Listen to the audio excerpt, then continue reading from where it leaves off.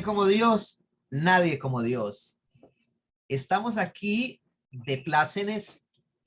Tenemos, por gracia de Dios y por diosidencia, a Pablo Moreno. Pablo Moreno es un director de cine y guionista, es español, está especializado en películas basadas en historias de personas que nadaron en contracorriente. Pues se destaca su actividad como empresario, creando su productora Contracorriente. No sé si ha cambiado de nombre. Stellarum. Él es conocido por películas como Un Dios Prohibido, por la película Poveda en el 2015, Luz de Soledad en el 2016, Red de Libertad, impresionante, en el 2017, Esclavos y Reyes, esta película que estamos promocionando el día de hoy, y Petra San José, que viene para el próximo año. Vamos a mirar, a compartir una partecita del tráiler de la película para que las personas vean de qué es lo que se trata. ¿Qué es eso? Un anónimo. Habla de Claret. ¿Ese no era un fraile de la camarilla de la corte de Isabel II? La vida de Claret y el reinado de Isabel II han sido salvajemente adulterados. La verdad ha de abrirse camino. El que quiera ser grande entre vosotros será vuestro siervo, de la misma manera que el Hijo del Hombre no vino a ser servido, sino a servir.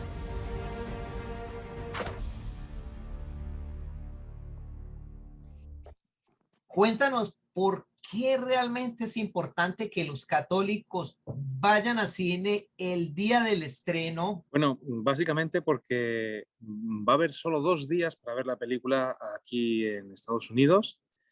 Necesitamos que toda la gente que quiera ir a verla pueda ir a verla ese día. Primero porque no sabemos si podrá haber más oportunidades y segundo porque en los tiempos que corren el hecho de que el público apoye las películas en su estreno nos garantiza poder seguir soñando con esta distribución y poder hacer más películas. Entonces, por eso es como una oferta limitada por tiempo, ¿no? En el momento del estreno, en esos finales de agosto, y que quiera ver esta película, que es maravillosa, tendrá que acercarse esos días que tenemos marcados para las proyecciones. O sea, ¿es un día determinado o es toda una semana o cómo es? Porque la gente a veces se confunde. Son 2 días. 2 días, una versión doblada al inglés y otro día la versión original en castellano. Nosotros lo damos en español. Entonces, durante esos 2 días, todo el que quiera ir a ver la película podrá ir. Salimos aquí en Estados Unidos en más de 1000 salas. Entonces, a través de la página web Slave and Kings o a través de Esclavos y Reyes, pues bueno, va a haber esa lista de cines a través de la plataforma Fathom, que son los que nos van a distribuir la película, nos van a poder ver la película pues en todo el territorio. ¿Qué le dirías tú a estas personas que dicen, ay, yo quiero que la pongan en el cine que está aquí en la cuadra de mi casa, y a veces se abstienen pues de gastarse 40, 45 minutos o de pronto una hora para ir a ver cine católico, cine de buena calidad? Es que merece la pena, toda la pena, porque además, como seres humanos necesitamos que nos cuenten historias. Y además, este tipo de historias, que son absolutamente transformadoras, yo garantizo que el que se acerque a ver la película de Slave and Kings, Esclavos y Reyes, la película de Claret, no va a quedar defraudado, porque es una historia profundamente humana, es una historia que nos habla de Dios, que es una película con un sentido mariano absolutamente, que la atraviesa de norte a sur, que como decía, la madre nos lleva al hijo y el hijo nos hace sentir o ver la vida, las maravillas de la vida, ¿no? Y creo que merece la pena acercarse. Y aparte que es verdad que no somos muchos los productores que estamos haciendo cine católico y necesitamos el apoyo de la gente. Si a usted le gustaría ver películas con este contenido, hay que apoyarlas. Porque además son tiempos muy complicados para la cinematografía. Acabamos de pasar una pandemia que nos ha hecho mucho, mucho, mucho daño. La gente cada vez va menos a las salas, ya sea al principio por el miedo a la pandemia, ¿no? Al contagio, y después pues por comodidad, ¿no? Porque es verdad que han proliferado muchas plataformas de vídeo on demand y, y hace que nos sintamos cómodos, ¿no? Y en nuestro sofá, sentados en nuestro sofá viendo las películas en nuestra casa, que es maravilloso, pero a veces hay que quitar ese asofamiento que tenemos respecto a la vida, ¿no? De estar sentados viéndola pasar, y tenemos que ser proactivos y salir a buscar la oportunidad y a buscar esas experiencias fuera, ¿no? Es cierto. Sabemos que aquí en los Estados Unidos es un poco más diferente la forma como la gente va a cine, la forma como le llega la información de las películas, el cómo ir a cine es diferente, ¿cierto? En nuestros países es que llega una persona y le, ya viste esta película, es una maravilla, y es en el boca a boca que va pasando, mientras que aquí no, es como que en el internet, si dependiendo de las estrellitas que tenga y dependiendo de la publicidad secular, pero no vamos a tener publicidad secular, no están interesados en promover la historia hispana, de España, la historia católica, de los superhéroes católicos. Entonces, ¿qué le dices a los sacerdotes? Como para todos siempre hay un día, ¿no? Tenemos a veces a lo largo de nuestro año hay días que son irreemplazables, que es ese día, Jueves Santo es Jueves Santo. Y no podemos hacer que sea otro día. En este caso, este evento va a ser algo muy similar, ¿no?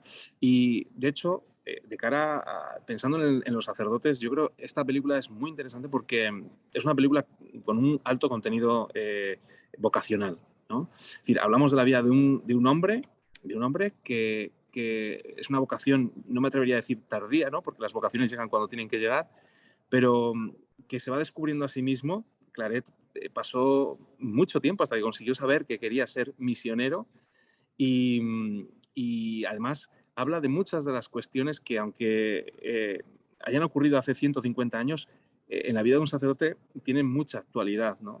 Todo lo que tiene que ver con el trato con la gente, con el trato con la sociedad. Es decir, cómo reaccionamos y cómo llevamos el Evangelio independientemente de los tiempos y los lugares en los que nos toca vivir, ¿no? Y en este caso, Claret yo creo que da unas respuestas, es una declaración de intenciones maravillosa y cualquier sacerdote puede sacar de ahí, yo creo que buenas ideas y además se puede sentir reconfortado en su tarea pastoral que es muy compleja en muchos momentos, ¿no? Pero absolutamente necesaria. Dentro de los trailers hay una parte que dice, la vida de Claret y el reinado de Isabel II han sido salvajemente adulterados. La verdad ha de abrirse caminos. Vemos como la leyenda negra de España y de la Iglesia Católica ha sido una batalla cultural que a medida de los siglos ha ido convirtiendo al español, que debería estar orgulloso de su historia, en una vergüenza. Y lo que estoy viendo ahora es que definitivamente lo que quieren es borrar de la faz de la tierra a Cristóbal Colón, a todos los sacerdotes y personas que hayan hecho el labor de tirar a la modernidad, porque digamos que entre España y la Iglesia Católica difundieron la modernidad por el mundo. Y ahorita eso es una vergüenza. Entonces, ¿qué nos dices? Tú eres el nuevo Pablo, ya no Pablo de Tarso, sino Pablo de España, que viene otra vez a decir, no, es que la cosa no es así. Claro, es verdad que, esta es una historia muy complicada de abordar, ¿no? En primer lugar, la historia negra, siempre que hay una historia negra es porque se dice algo mal de alguien, ¿no? Y es verdad que los españoles como nación, como cualquier otra nación del mundo, hemos cometido errores, pero también hemos tenido aciertos, ¿no? Y yo creo que hay algo que nos une más allá de las banderas, que es, en este caso, como católicos, el amor a Cristo, ¿no? Y a su iglesia. Y en este caso, yo creo que Claret desempeñó una tarea fundamental. Por distintas cuestiones de su vida, le tocó estar siempre donde nunca quiso. En primer lugar, nunca quiso ser arzobispo en Santiago de Cuba, donde realmente vio la miseria que que como nación estábamos provocando a las gentes con leyes muy lasas, con la permisividad en el ámbito de la esclavitud, aunque había pueblos que estaban todavía mucho peor, con el tema del racismo. Y después le tocó estar con una reina, o sea, ser confesor de una reina, estar enjaulado, un tipo que quería predicar el evangelio por el mundo, estar con la gente, le toca estar en la corte, y encima lo tachan de manipulador, de alguna manera de influir en la reina, de provocar distintas elecciones de obispos, etcétera, etcétera, etcétera. Pero no fue cierto. Eso entra dentro de esa historia negra. ¿Qué ocurrió? Que Claret fue tan revolucionario en el siglo XIX, yo considero que es el gran apóstol español. Tocó o metió el dedo en muchas llagas, por lo tanto tenía muchos enemigos. ¿Y qué ocurre? Que sus enemigos sabían lo que hacían y reescriben toda su historia, toda su vida, y reescriben todas sus obras. Todas las historias negras empiezan así, por un conflicto de intereses, ¿no? En este caso, Claret era alguien demasiado popular, demasiado... has hablado antes del progreso, estoy absolutamente de acuerdo, porque las ideas de Claret eran muy revolucionarias. Se le considera el patrón de los inventores. Y borran su recuerdo. La historia, la leyenda de Claret, o sea, la historia que nos ha llegado es una historia adulterada, porque muchos historiadores ni siquiera se han parado a contrastar las fuentes y han tomado muchas obras atribuidas a Claret como propias cuando son todo un engaño, ¿no? Es decir, en términos modernos podríamos decir que Claret sufrió una gran campaña de desprestigio, ahora que son tan populares, ¿no? A través de las redes sociales, donde deformaron su vida y sus obras de una manera brutal.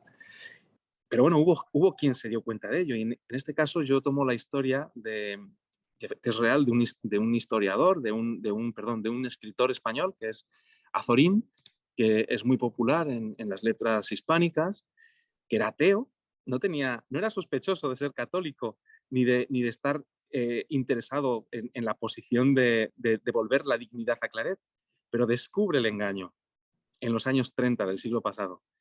Y es maravilloso, porque fue el primero en darse cuenta que la vida de Claret era mucho, mucho más interesante, mucho más brillante, mucho más novedosa y apasionante de lo que nos estaban haciendo vender, ¿no? Y lo que nos estaban vendiendo. Entonces, pues bueno, como cineasta, ¿qué me gustaría con esta película? Pues aparte de que la gente disfrute y conozca la historia de Claret, que provoque una reflexión, porque a veces nos llegan historias y no contrastamos suficientemente bien las fuentes y damos por válidas historias que no son válidas y agrandamos el bulo, ¿no? Entonces, yo creo que la vida de Claret en este caso nos da una lección, ¿no? En ese sentido, y creo que hay que ir en busca de la verdad, ¿no? Y la verdad al final, como dicen uno de nuestros personajes, la verdad se abre camino. Seminarista, pero ¿y la fábrica? ¿Y todos tus logros? No vengo aquí a por dinero, ni por placer, ni por honor. Mi propósito es mucho más noble. Llevar la palabra de Dios por todos los rincones del mundo. Deseo que sea mi confesor. Esta gente tiene que saber cuáles son sus derechos. Su ideario se está extendiendo como una plaga. Ellos debían de saber cuáles son sus derechos y nosotros en la actualidad deberíamos de saber cuál es la historia real. Bueno, nosotros habíamos trabajado en el año 2012 con los claretianos en una película que se llama Un Dios prohibido, que habla sobre el martirio de la comunidad claretiana en el año 36, en la Guerra Civil. No me gusta mucho el lenguaje belicista, pero sí que me interesaba contar esta historia porque me gustaba la idea de por qué esta gente murió y no quién los mató, ¿no? Resulta que la película, que pretendíamos que fuese una película conciliadora y que de alguna manera diese la oportunidad que la gente conociese una historia real y que nos replanteásemos que hay caminos que no podemos seguir, como son el de la violencia, el de la imposición de las ideas, etcétera, etcétera, ¿no? Pues a raíz de esta película, unos años después, hablando con los claretianos, dijimos, oye, hay que hacer una película sobre Claret, que tiene una historia detrás que es muy interesante, muy potente. Y, y así fue. A comienzos del año 2019 empezamos a investigar el tema y en los primeros momentos yo me di cuenta que estábamos detrás de una historia que merecía la pena, muy complicada, porque en el trabajo de documentación prácticamente todo lo que encontraba hablaba mal de Claret y yo decía, aquí hay gato encerrado, aquí hay algo que no cuadra. Y a medida que fuimos, tanto mi equipo como yo, investigando y viendo las posibilidades que tenían, más nos dimos cuenta que la vida de Claret era necesario contarla. Yo no sé por qué hay esta persecución que estamos sufriendo en algunos ambientes los católicos. Eh, yo creo que, como todos los momentos, pensando también en los momentos iniciales del cristianismo, es momento de hacer autocrítica y de pensar, ¿no? Es decir, porque es posible que nosotros muchas veces como católicos no hayamos abrazado al otro, no hayamos recibido al otro como al propio Jesucristo. A veces hemos sido excluyentes, pero otras veces es verdad que el mensaje católico es demasiado rompedor, ¿no? Y yo creo bueno, que hay muchos sectores eh, a los que no les interesa escucharlo, ¿no? Yo creo que esta película, que la hicimos pensando en un público general, un público para todo el mundo, es decir, uno no tiene que ser católico para ver esta película. Es decir, uno puede tener el ideario, tenemos muchos amigos en España que vieron la película y no son católicos y les gustó. Y llamó algo en el interior. Yo creo que prendió en muchos corazones, prendió la curiosidad por conocer un poco más, por acercarse un poco más, ¿no? En este caso, la figura de Claret nos lleva a la iglesia, al corazón de la iglesia, ¿no? Y creo que es interesante. Y hicimos la película no pensando en quienes habían desprestigiado a Claret, en quienes lo habían vilipendiado, sino en una clave positiva, es decir, fijaos lo que Claret hizo, ¿no? No nos apetecía hacer sangre con toda esa persecución que sufrió, fue brutal. Nos interesaba saber que este tipo es un héroe moderno, es un sacerdote que dio su vida por llevar el Evangelio de la manera más ardorosa y más pasional posible. Entonces, es interesante la pregunta que me lanzas porque yo creo que no tiene una sola respuesta, sino que provoca una reflexión, ¿no? Y yo creo que nosotros con la película lo que pretendemos es eso, ¿no? Es que la gente reflexione y que se pueda hacer una lectura creyente de la vida, del momento que nos toca, ¿no? Es decir, joder, si estuviese Claret hoy, ¿cómo afrontaría esta situación, ¿no? Y hay claves, ¿no? Y las claves, además, son sencillas de obtener porque todas parten del mismo sitio, ¿no? Tenemos un evangelio que es maravilloso y que nos da, pues, yo creo que muchas claves, ¿no? Es absolutamente atemporal y que podemos aplicar en distintas épocas. Uno se pregunta, bueno, pero ¿por qué lo que está dando plata es todo lo antivalor, ¿cierto? Todo lo que lleva al suicidio, al odio, al egoísmo, al antipatriotismo, al sexo, a la violencia, al dinero fácil, a la droga, a todo lo que sea valores anticristianos, el divorcio, bueno, lo que sea. ¿Y por qué a un Pablo se le ocurre hacer cine contracorriente?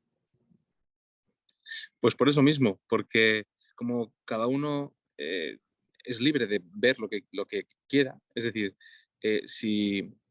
si hay películas que tienen valores más negativos y se siguen haciendo es porque la gente las ve. Entonces, yo no le voy a decir a nadie qué es lo que tiene o no tiene que ver, pero sí que puedo ofrecer una alternativa. Entonces, eh, queremos que nuestras películas estén en el mundo, ¿no? Y que la gente las pueda ver.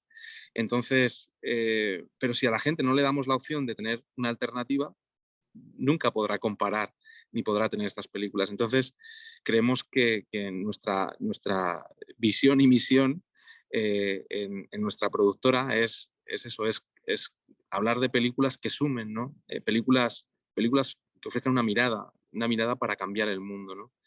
Y en este caso yo soy muy partidario de una frase y es que el conocimiento compromete, ¿no? Entonces, si hablamos de historias que la gente no conoce, y las damos a conocer, la gente va a comprometerse con esa causa. Y con lo que te comprometes, al final lo terminas amando, ¿no? Y lo que amas no desaparece.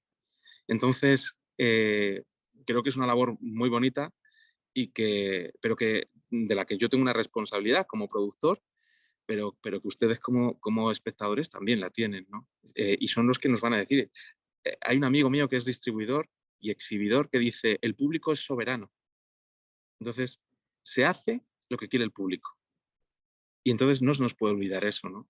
Que hacemos historias para que la gente las pueda ver y que la gente es la que decide ver esas historias. Entonces, en medida de que la gente decida qué historias quiere ver, se harán en esa línea o en otra. Entonces, yo creo que la responsabilidad en este caso también es individual, ¿no? Y yo no digo que no se vea absolutamente de todo, porque hay historias maravillosas, no católicas, que merecen ser vistas, que nos van a ofrecer una visión de la vida, además, desde una perspectiva absolutamente ecuménica, ¿no? Y de hermanamiento entre seres humanos, independientemente de sus culturas y de sus procedencias, ¿no? Pero creo que tenemos que estar en el mundo como católicos y que tenemos que empezar a apostar por llegar al cine, a la televisión, con productos de calidad. Llegamos tarde.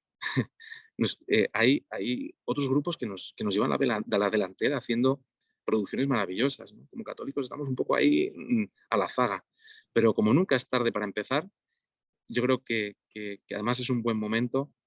Yo creo que tenemos que continuar y necesitamos ese apoyo del público. Entonces es también un llamado a todos a que todos podemos aportar un granito de arena. Tú en la parroquia, tú puedes decirle al párroco, padre, viene una peliculaza, mire, vámonos, lléveselo, váyase en toda la parroquia. La verdad que hacemos cine low cost, de bajo presupuesto, que es de locos. Pero con una calidad buenísima. Sí. Llevamos muchos años y hemos aprendido, hemos desarrollado una metodología de trabajo en la que, bueno, pues podemos hacer producciones con un poquito menos de dinero porque podemos implementar una serie de cuestiones que nos facilitan todos los flujos de trabajo en un rodaje, ¿no? Es decir, resumiendo en pocas palabras, podemos rodar un poquito más deprisa porque tenemos una metodología que nos lo permite. Y como el tiempo es dinero en cine, pues podemos reducir ese espacio temporal para poder rodar, para poder hacer que el presupuesto encaje, ¿no? En la película encaje en el presupuesto. Y la verdad que somos una productora pequeñita, nacimos en el año 2004, empezamos a rodar el 15 de octubre, el día de Santa Teresa, para nosotros es muy, muy importante. Y a lo largo de estos años hemos ido creciendo con distintas producciones. Llevamos 10 largometrajes, 2 de ellos, uno se estrenó hace poquito, que es Petra de San José, y el otro será La Sirvienta, que se estrenará en los próximos meses, sobre la vida de Santa Vicenta María López Vicuña. Y la verdad que el proceso de producción de una película es un proceso muy complejo. Te lleva mucho tiempo. Con Claret, por ejemplo, desde que comenzamos a producir la película, allá por enero de 2019, imagínense ustedes que está llegando a Estados Unidos en agosto de 2022. Eso quiere decir que hay un recorrido muy complejo, desde el desarrollo del guión hasta el rodaje, la postproducción, la composición de la banda sonora, que por cierto se ha llevado un premio internacional de la crítica musical. Es alucinante porque es un premio civil en el que reconocen la calidad del compositor Óscar Martín Lianiz Barrutia. Y luego pues llega la distribución, ¿no? Y llegamos al paso que llegamos. No somos una grandísima distribuidora, no somos una grandísima, no tenemos esas posibilidades que tienen los grandes, pero con humildad y con mucho esfuerzo vamos caminando y vamos llegando a los sitios. Y luego, pues efectivamente, tenemos grandes profesionales. Tenemos profesionales tanto detrás de las cámaras, un equipo técnico maravilloso del que casi nunca nadie habla, porque claro, los que se ven son los actores, pero hay un equipo de gente que desde los que hacen el vestuario, los que cada mañana se encargan de montar cada set, los que hacen los decorados, la persona que organiza el rodaje, los que se encargan de todas las cuentas, porque eso sí que es una locura de que todos los números cuadren. Pero luego delante de la cámara tenemos también gente buenísima, ¿no? En este caso tenemos un protagonista maravilloso que es Antonio Reyes, que es un actor, un buen actor, una voz maravillosa y además un tipo extraordinario, una grandísima persona, un grandísimo profesional y un grandísimo amigo ya desde hace algunos años, porque la verdad que a veces pensamos que la magia de la película se ocurre cuando alguien la ve, ¿no? Pero a veces en el proceso, a mí me gusta decir que a veces la verdadera evangelización, ¿no?, está en cómo haces las cosas. Y entonces, las películas tienen cuerpo y tienen alma. El cuerpo es lo que vamos a ver, ¿no? Y el alma es lo que está detrás, cómo la hemos hecho, el cariño que le hemos puesto, las energías que se han echado en ella, los desvelos, todo eso, que el espectador jamás lo va a ver, pero que lo va a intuir. Y en este caso tenemos eh, estos profesionales que han apostado todo por la película. Antonio, Alba, Carlos Cañas, bueno, hay Asunta Serna, Scott Cleverdon. O sea, tenemos un reparto enorme de gente, algunos más conocidos, otros menos conocidos, pero todos ellos, la verdad que entregados a la película de una manera pues maravillosa, ¿no? Han sido compañeros de viaje en todo este momento, en este periplo. Me encantaría tenerlos aquí a todos conmigo, pero no podemos traernos a toda la gente a Estados Unidos. Y, pero están en el corazón, ¿no? Y ellos están desde España muy pendientes de todo lo que está pasando y ha sido, la verdad, que para todos una experiencia muy bonita y muchos de ellos son actores con los que nosotros hemos trabajado en otras producciones. Si alguien ha visto alguna otra película nuestra y dice, oye, estos actores salen en muchas películas. Digo, es una cuestión de corresponsabilidad, ¿no? Porque a veces los actores, bueno, siempre los actores te dan mucho, ¿no? Cuando una persona interpreta y pone su rostro en una película, puede salir muy mal y acabar con su carrera, o puede salir muy bien y encumbrarlo, ¿no?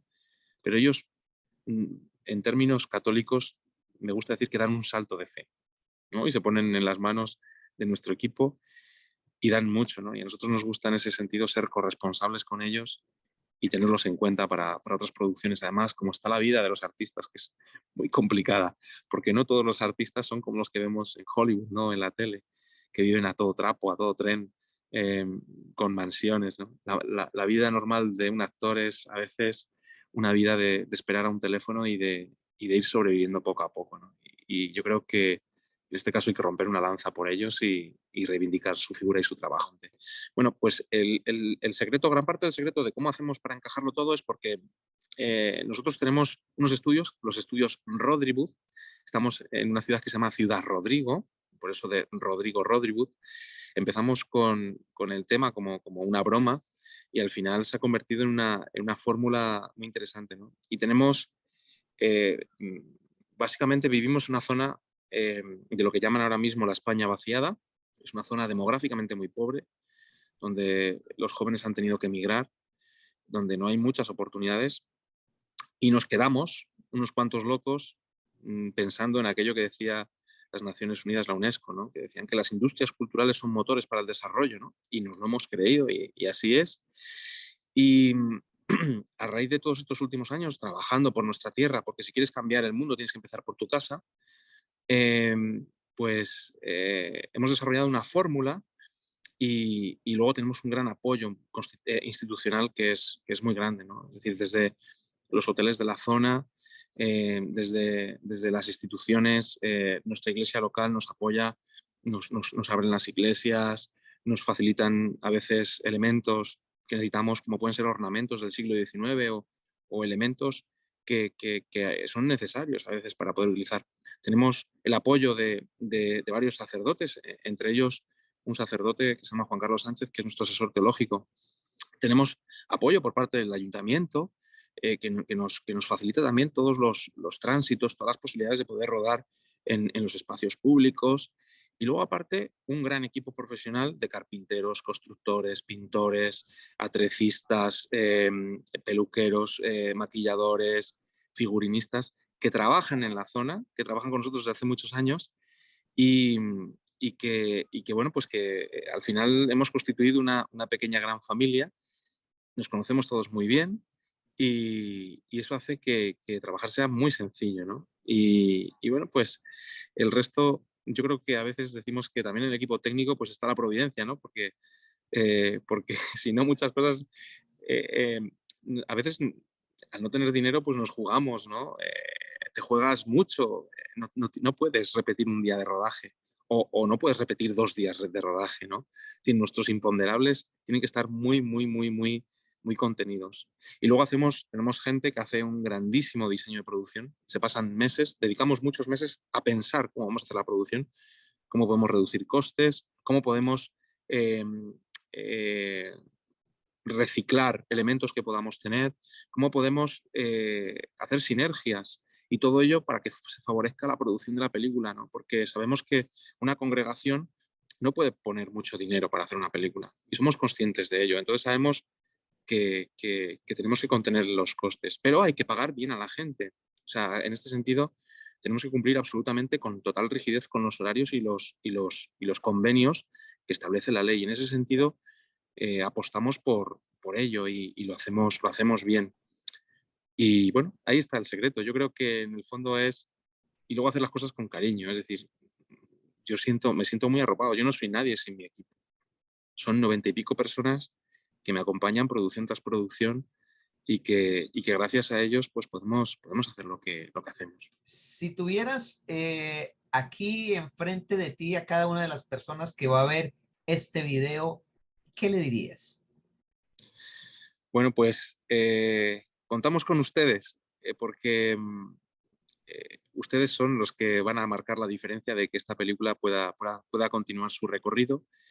Creo que es una película que les va a gustar, de la que van a extraer una buena enseñanza, les va a emocionar, les va a causar, va a apelar a su sentido de la justicia, van a pasar un buen rato y van a disfrutar, que es lo más importante también, ¿no? Cuando uno va al cine, dice, pues también quiero disfrutar. O sea, si vengo aquí, uno no hace las cosas para pasarlo mal, ¿no? Yo creo que es importante que el cine, aparte de transmitir estos valores, entretenga y nos haga pasar un buen momento, un momento inolvidable, ¿no? Y yo creo que esta película tiene momentos que son maravillosos y que ustedes podrán disfrutar. Y desde ya, les doy las gracias por permitirnos, solo el hecho de poder pensar en que van a poder ir al cine y que van a poder disfrutar de esa película, y el estar aquí, que es gracias no solo a ustedes, sino al público que les precede, pues simplemente, pues eso, darles las gracias por adelantado, porque me parece que bueno, pues que solo tengo que estar agradecido, ¿no? Bueno, y tú que estás viendo este video, tú también puedes marcar la diferencia, o sea, haz el extra, ¿sí? Y así como ellos han hecho algo esto tan extraordinario que es hacer una película de muy buena calidad con un poco presupuesto, planeando y pensando, pues a ti te invito, tú también haz el trabajito, o sea, toma la información, está en el internet, te podemos dar toda la información para que te contactes con los promotores. Tú a través del boca a boca, a través de invitar a tu pastor, a través de invitar a tu familia, bueno, vamos a reunirnos, vamos a irnos en grupo, como si fuera un paseo, y es que es un paseo. Es que qué alegría poder ver buen contenido, qué alegría poder ayudar. Un saludo, un abrazo y nos veremos más adelante.